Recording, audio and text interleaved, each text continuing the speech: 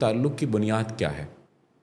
تعلق کی بنیاد جنسی تعلق ہے، محبت ہے، لیکن جنسی تعلق اس کی بنیاد ہے. بالکل. کوئی اگر یہ شخص کہے کہ نہیں یہ بنیاد نہیں ہے، محبت ہوتی ہے، یہ ہوتا ہے، تو پھر میرے سامنے میں بھی کہتا ہوں نا کہ روح کا تعلق ہے کہتے، تو میں کہتا ہوں کہ اس کے لیے بھی آپ کو جسم سے ہو کے گزرنا پڑتا ہے.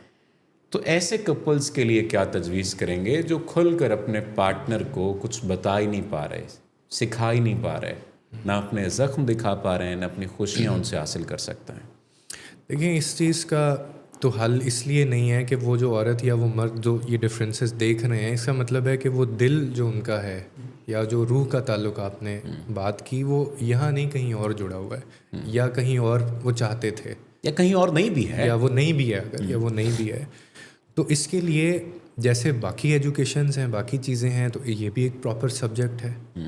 اس کے لیے بھی ایجوکیشن کورسز اویلیبل ہیں، پروفیشنلز بیٹھے ہوئے ہیں. پروفیشنلز کو آپ چھوڑیں، وہی والی بات کہ جو آپ سے نہیں ہو رہا ہے وہ آپ اپنی بیوی کو بتا کے تو دیکھیں، اس سے کر کے تو دیکھیں، آپ وہ پہل کریں تو صحیح. بالکل. اگر وہ اس میں دونوں میں سے one should have to initiate. ٹھیک ہے، آپ کی بات پہ اگر میں آ جاؤں تو وہ کون سی ایسی چھڑی ہے جادو کی جو وہ ادھر آپ کو نہیں بتائی جا رہی اور دوسری طرف بنا بتائے ہو رہی ہے؟ تو اس کا مطلب ہے کہ you are not putting efforts 100% اس کے ساتھ، یا آپ کا دل دماغ اس سے جڑا ہوا نہیں ہے.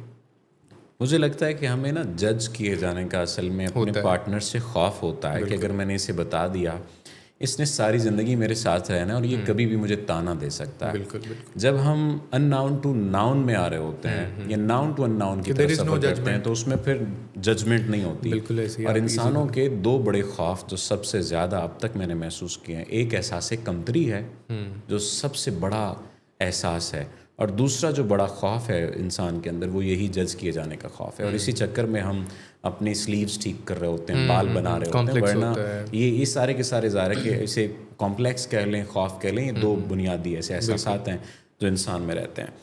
آپ نے بڑی اچھی بات کی کہ انہیں بات کرنی چاہیے، انہیں ڈسکس کرنا چاہیے، انہیں شیئر کرنا چاہیے.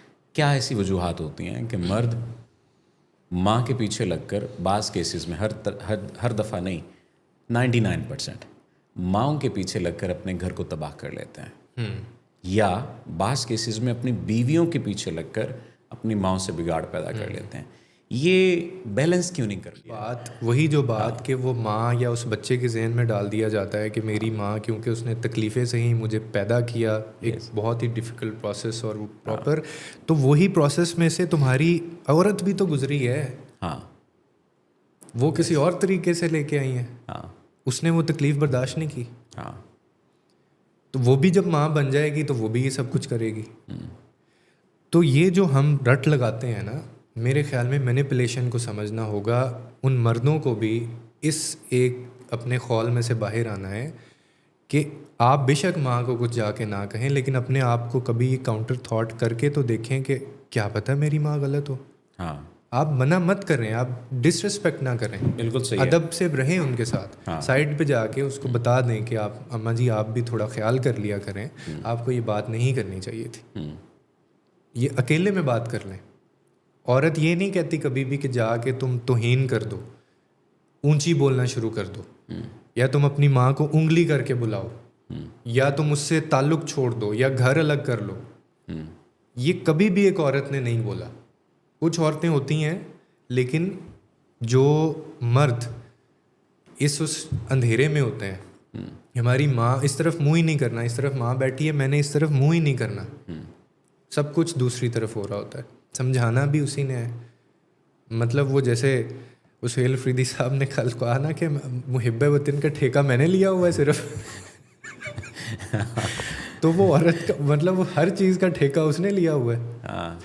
تو آپ کو تھوڑا مینیپولیشن کو سمجھنا ہے. ان مردوں کے لیے آپ بھی کاؤنسلنگ سیشنز میں جائیں، آپ کوشش کریں. آپ یہ کیوں نہیں کوشش کرتے کہ آپ بیوی کے ساتھ ساتھ اپنی ماں کو بھی لے کے سکتی ہے، بیگم بھی غلط ہو سکتی ہے، باؤنڈریز اور وہ رسپیکٹ کے ایلیمنٹ میں رہتے ہوئے. دیکھیں اس میں سب سے زیادہ نقصان نہ ماں کا ہو رہا ہوتا ہے، نہ آپ کی عورت کا ہو رہا ہے، صرف آپ کا نقصان ہو رہا ہے.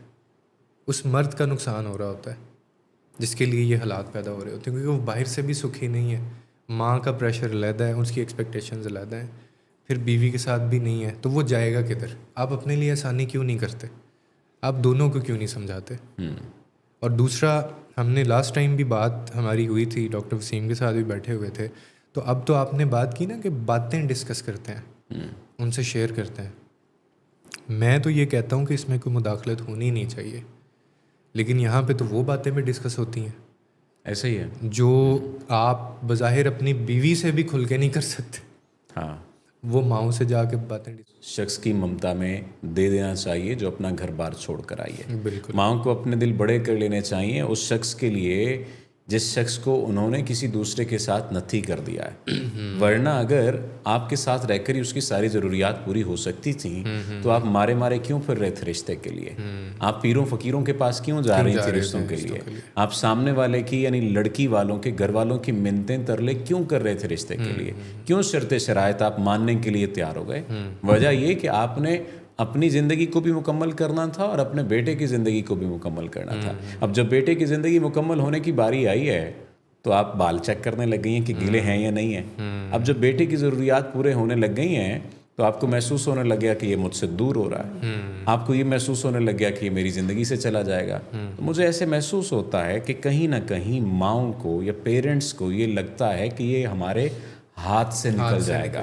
یہ ہمارے ہاتھ پر ہتھیلی پر جو پہلے پیسے رکھتا تھا وہ نہیں اب رکھے گا.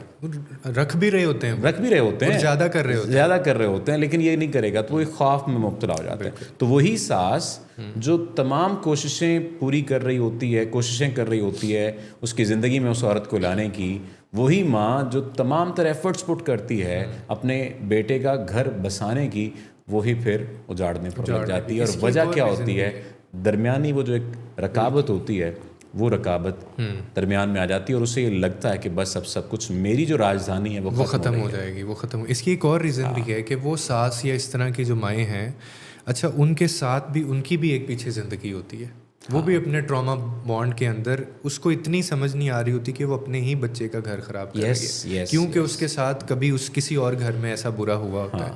تو میں ان ماؤں کے لیے بھی کہتا ہوں کہ اگر خدا کے لیے مجھے کوئی ایسی ماں یا کوئی ایسی ساس سن رہی ہے, آپ کے ساتھ زندگی میں زیادتیاں ہوئی ہیں, آپ کے ساتھ آپ کے گھر والوں نے یا آپ کے جو شوہر کی طرف سے معاملات کچھ ایسے رہے ہیں, تو اس جنگ کو, اس لڑائی کو, اس پیٹرن کو توڑیں.